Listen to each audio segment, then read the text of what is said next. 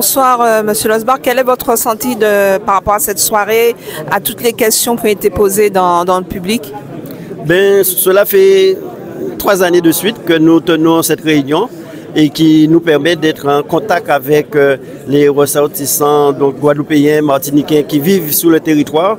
C'était très important pour moi de faire connaître quelle est ma vision, cette nécessité que nous soyons dans des stratégies nouvelles. Mais je suis aussi conscient de toute la complexité du pays, puisque on voit la même personne qui peut faire des revendications voire révolutionnaires, fait des revendications parfois très assimilationnistes.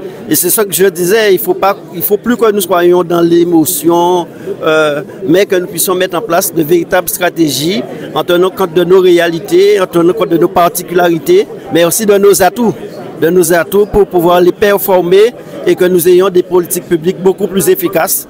Donc vous parliez de stratégie, contre la vie chère en Martinique, Guadeloupe, l'eau aussi, l'eau potable qui manque en Guadeloupe. Quelle est votre stratégie?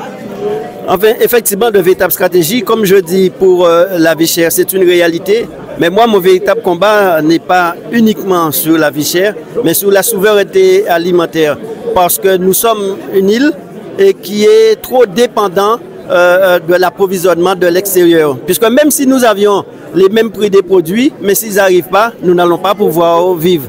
Donc d'où l'intérêt que nous puissions mettre en place donc, des cultures et sur un certain nombre de produits fondamentaux que nous ayons notre propre production. C'est un peu le même principe en termes d'énergie.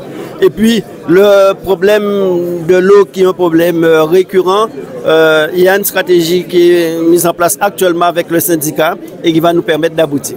Merci beaucoup, merci à vous.